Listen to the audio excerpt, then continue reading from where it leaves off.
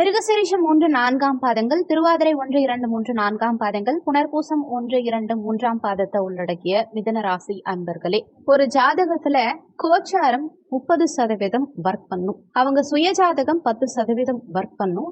தசாபுத்திங்கிறது 70% work பண்ணும்.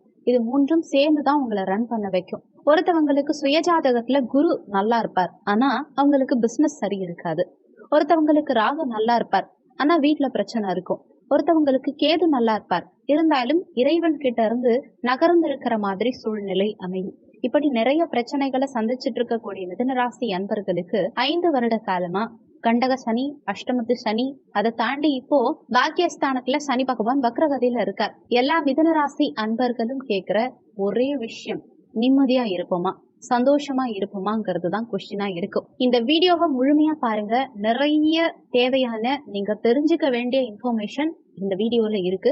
கொஞ்சம் கூட வீடியோவை ஸ்கிப் பண்ணாம முழுமையா பார்க்க முயற்சி செய்யுங்க. வாங்க வீடியோக்குள்ள போலாம். 4 கிரகங்கள், முக்கியமான கிரகங்கள் ராகு, கேது, குரு, சனி பகவான். மிதுன ராசி அன்பர்களுக்கு குரு 12ல இருக்கார். குரு 12ல இருந்தா நமக்கு பிரச்சனை, விரயம் அதிகமாகும் அப்படின்னு நினைக்கக்கூடிய ஒவ்வொரு மிதுன ராசி அன்பர்களுக்குமே விரயம்ங்கிறது சுப விரயமா கூட ஆகலாம். அதை நீங்க எப்படி நடந்துக்கிறீங்கிறத பொறுத்து. குருவினால உங்களுக்கு நற்பலன்கள் கிடைக்கணும்னு நினைச்சீங்கன்னா ஆலங்குடி குருஸ்தலத்துக்கு போகணும். ஆலங்குடி குரு பகவான் ஸ்தலம் சென்று உங்க பேர்ல ஒரு அர்ச்சனை பண்ணிட்டு வந்தீங்கன்னா கண்டிப்பா வரக்கூடிய 2024 பிற்பாதி டிசம்பர் மாதம் வரைக்கும் குரு பகவானால உங்களுக்கு விரயங்கள்ங்கிறது அதிகமாகாது. அதே நேரத்துல சுப விரயங்கள் ஆகலாம். சுப விரயங்கள் எப்படின்னா, ஒரு வீடு கட்டுறீங்க, ஒரு லேண்ட் வாங்குறீங்க, ஒரு குழந்தைக்காக ஸ்கூல் ஃபீஸ் கட்டுறீங்க, மனைவிக்காக நகை வாங்கி கொடுக்குறீங்க, கணவனுக்காக ஒரு கிஃப்ட் வாங்கி கொடுக்குறீங்க. இந்த மாதிரி எந்த விஷயத்துக்கு போனாலுமே அது பாசிட்டிவா முடியும்னு சொல்லலாம். அதே மாதிரி குரு பகவான இப்போ நம்ம பாசிட்டிவ் வழிக்கு கொண்டு வந்தாச்சு. அடுத்து சனி பகவான். சனி பாக்கியஸ்தானத்துல இருக்கார், 9ஆம் இடம். பாக்கியஸ்தானத்துல சனி இருக்கும்போது பரிகாரம் பண்ணணுமானா பண்ண தேவையில்லை. பாக்கியஸ்தானத்துல சனி இருக்கிறது நல்லது. ஆனா இங்க சனி இருக்கும்போது தந்தை மகன் உறவுக்குள்ள பிரச்சனை வரும். சொத்து சம்பந்தப்பட்ட பிரச்சனைகள்ல ஆசை அதிகம் வரும். ஒரு இடத்துல வீட்டை விட்டு நம்ம வெளியில போயிடலாம், லவ் மேரேஜ் பண்ணிக்கலாம். நம்ம ரொம்ப மன குமுறல்களை தந்தை கிட்ட சொல்லாம நகர்வதற்கு வாய்ப்புகள் அதிகம் உள்ள காலகட்டம்னு சொல்லலாம். மிதுனராசிக்காரங்க 9ல சனி இருக்கும்போது கொஞ்சம் போராடுவாங்க. ஒரு விஷயம் நடக்கிற மாதிரி கொண்டு போய் கடைசியில நடக்காம போயிடும். இந்த மாதிரி சுச்சுவேஷனை மாத்துறதுக்கு குரு பகவான் உங்களுக்கு உறுதுணையா இருப்பார். 2வது விஷயம், இந்த காலகட்டத்துல, அதாவது சனி வக்ரகதியில இருக்கும் இந்த காலகட்டத்துல டிசம்பர் வரைக்குமே உங்களுக்கு நிறைய நற்பலன்களை கொடுக்க போறார். நார்மலா சனி இருந்து செய்யக்கூடிய பாசிட்டிவான விஷயங்களை அப்படியே ரிவர்ஸ்ல செய்யறதுதான் வக்ரகதி காலகட்டத்துல கொடுக்கிற பலன். குருங்கிறவர் உங்களுக்கு பாசிட்டிவா மாத்தியாச்சு, சனி பகவானும் அவராவே உங்களுக்கு பாசிட்டிவா மாறிடுறார். அப்படின்னும் போது எந்த விதமான மைனஸும் அடுத்து வரக்கூடிய இந்த காலகட்டம் 2024 பிற்பகுதியில உங்களுக்கு கிடையாதுங்கிறது தான் உண்மை. சோ மிதுனராசி அன்பர்கள் என்ன செய்யணும்னா, இந்த குரு பரிகாரம் பண்ண பிறகு நீங்க என்ன செய்யணும்னா, ஆட்டோமேட்டிக்காவே உங்க செயல்களில் வேகம் எடுக்க ஆரம்பிக்கணும். கொஞ்சம் ஸ்பீடா ஒர்க் பண்ணுங்க, கண்டிப்பா உங்களுக்கு சக்சஸ் இருக்கும். அடுத்து தொழில் ஸ்தானத்துல ராகு பகவான். இங்க தொழில் ரொம்ப பாதிப்படையுது, வேலை கிடைக்க மாட்டேங்குது, வேலையில பிரச்சனை வருது, குடும்பத்துல என்ன மீறி சில நேரங்கள்ல நான் வார்த்தை விட்டுடுறேன், மனசு ரொம்ப கஷ்டமா இறுக்கமா இருக்கு அப்படிங்கிற மாதிரி நிறைய தொந்தரவுகள். ஒரு சிலருக்கு இன்வெஸ்ட்மெண்ட் நான் நிறைய போடுறேன், ஆனா அந்த இன்வெஸ்ட்மெண்ட்கான பயன் இல்லை, ஏதோ ஒரு பெரிய ஏமாற்றம், பெரிய மன வருத்தம் வர மாதிரி இருக்குன்னு சொல்லக்கூடிய ஒவ்வொரு மிதுனராசி அன்பர்களுக்கும் 10ல ராகு இருக்கும்போது நீங்க என்ன செய்யணும்னா, உங்க பதவியில பிரச்சனைகள் வரலாம்.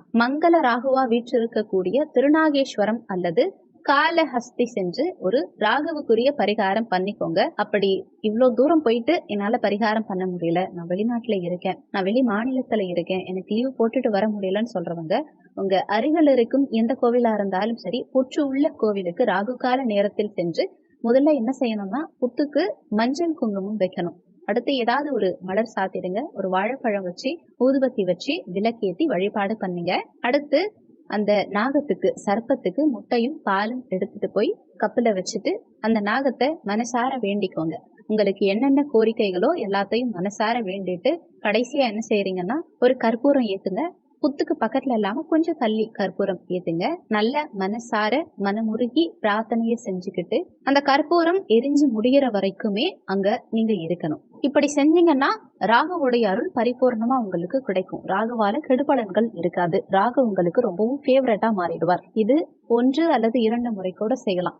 ஆடி மாதம் செய்யும் போது உங்களுக்கு அளப்பரியாத சந்தோஷம், ஒரு பெரிய தடையிலிருந்து விடுதலை, பெரிய பிரச்சனையிலிருந்து மன அமைதி கிடைச்ச மாதிரி ஒரு சந்தோஷம் நிச்சயம் ஏற்படும். அடுத்த கிரகம் கேது. கேதுவை பொறுத்த வரைக்கும் குரு 12ஆம் இடத்துல இருந்தாலும் குரு பகவானுடைய பஞ்சம பார்வை கேதுவுக்கு ரொம்ப விசேஷமா கிடைக்குது. அதனால பயப்படாதீங்க. ஏன்னா 4ஆம் இடத்துல கேது இருக்கிறதுனால உங்க சுகம், வாழ்க்கையில சந்தோஷம் எல்லாத்தையும் கெடுத்துட்டாரு, என்ன செய்யறதுங்கிற ஒரு பயம் இருக்கலாம். கேது குரு பகவானுடைய பார்வையினால ரொம்ப நல்லாவே இருக்கார். நீங்க எப்ப ஆலங்குடி போயிட்டு வரீங்களோ அப்ப இருந்து குரு பகவானுடைய பார்வை உங்களுக்கு இன்னுமே அதிகமாயிடும். அந்த குரு பஞ்சம பார்வையா கேதுவை பார்க்கும் போது கேது ஆஃப் ஆயிட்டாருன்னா பிரச்சனையே கிடையாது. நிம்மதியா சந்தோஷமா ரொம்ப ரிலாக்ஸா லைஃப கொண்டு போவார். அதனால அடுத்து வரக்கூடிய இந்த 2024 பிற்பாதி டிசம்பர் வரைக்குமே உங்களுக்கு எந்த பிரச்சனையும் பெரும்பாலும் இருக்காது. தைரியமா இருக்கலாம். என்ன செய்யணும், எந்த கோவிலுக்கு போகணும், எந்தெந்த கிரகங்கள் உங்களுக்கு சாதகமா இருக்கும், அதை எப்படி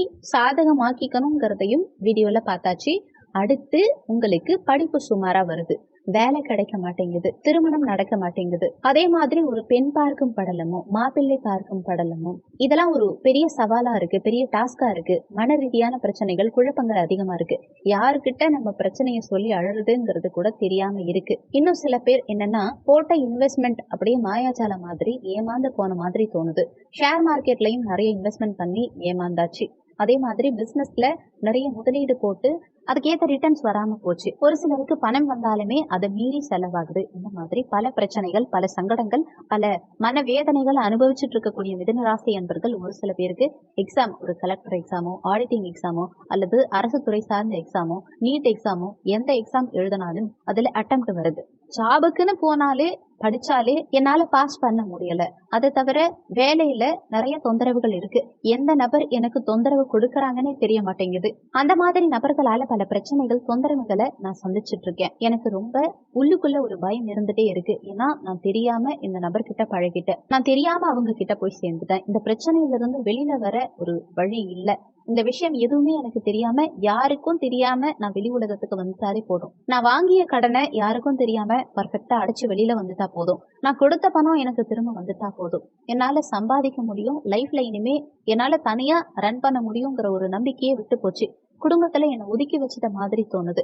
பசங்களுக்கும் என் மேல நம்பிக்கை இல்ல, அப்பாக்கும் என் மேல நம்பிக்கை இல்ல, கூட பிறந்தவங்களுக்கும் என் மேல நம்பிக்கை இல்ல, குடும்பத்துக்கே நான் பாரமா இருக்க மாதிரி இருக்கு. இதெல்லாம் ஒரு சைடு பிரச்சனையா இருந்தா மருத்துவ செலவுகள், மருத்துவத்துறை சம்பந்தப்பட்ட பிரச்சனைகள் அதிகமா இருக்கு. எந்த கடவுளை போய் நான் வணங்குறதுன்னு தெரியல. இதுக்கெல்லாம், இந்த பிரச்சனைக்கெல்லாம் ஒரு சொல்யூஷன் இருக்கான்னு யாரு கேட்கறதுன்னு தெரியல. அப்படிங்கிற மாதிரி நிறைய மிதுனராசிக்காரங்க புலம்புறதுண்டு. நீங்க பழனி போயிட்டு வாங்க, ஆதனூர் போயிட்டு வாங்க, நல்ல சேஞ்ச் கிடைக்கும். உங்களுக்கெல்லாம் இன்னொரு விஷயம், சில பேர் திருவண்ணாமலை கிரிவலம் போறீங்க, சில பேர் திருவாபுரி முருகனை வணங்குறீங்க, சில பேர் மருந்தீஸ்வரரை வணங்குறீங்க, சில பேர் உத்தரகோச மங்கை போயிட்டு வரீங்க, சில பேர் நாகப்பட்டினத்தில் இருக்கக்கூடிய எம்பெருமான வணங்குறீங்க, ஸ்ரீரங்கம் போறீங்க, உச்சி பிள்ளையார போய் வணங்குறீங்க, நிறைய பேர் நிறைய கடவுளை வணங்குறீங்க. ஆனா இப்போதைக்கு இருக்கும் இடத்திலிருந்தே, வீட்டுக்கு பக்கத்துல இருந்தே 2024 பிரச்சனைகளை சரி பண்ணக்கூடிய ஒரு கோவில் இருக்கா அப்படின்னா, நீங்க உலகத்துல எங்க இருந்தாலும் சரி, மாதம் வரக்கூடிய சங்கடஹர சதுர்த்தி, இந்த சங்கடஹர சதுர்த்தி அன்னைக்கு விநாயகர் பெருமான் வழிபாடு வீட்டிலேயே பண்ணி பாருங்க. மிதுனராசி அன்பர்களுக்கு சூப்பரா இருக்கும். அவ்வளவு ஒரு பெஸ்டாகவும் அவ்வளவு ஒரு சந்தோஷமும் கண்டிப்பா கிடைக்கும். இத நிறைய மிதுனராசி அன்பர்கள் ஏற்கனவே செஞ்சு பார்த்து அனுபவபூர்வமா உணர்ந்த விஷயங்கள் இது. நீங்க தொடர்ச்சியா சங்கடஹர சதுர்த்தி அன்னைக்கு விரதம் இருந்து விநாயகர் பெருமான வணங்க ஆரம்பிச்சீங்கன்னா அப்பல இருந்தே உங்க பிரச்சனைகள் பரிபூர்ணமா குறையறத கண்கூடா பாப்பீங்க. இதை ஒவ்வொருத்தவங்களும் செஞ்சு பாருங்க, நிச்சயம் ரிசல்ட் இருக்கும். இதை நீங்க ஃபாலோ பண்ணுங்க. அடுத்த 1.5 மாதத்துக்குள்ள உங்க பிரச்சனைகள் தீர்றதை கண்கூடா பாப்பீங்க. இந்த வீடியோல உங்களுக்கு ஏதாவது சந்தேகம் இருந்தா கீழே இருக்க கமெண்ட் செக்ஷன்ல சொல்லுங்க. நன்றி. மற்றும் ஒரு நல்ல பதிவோடு மீண்டும் உங்களை சந்திக்கிறோம்.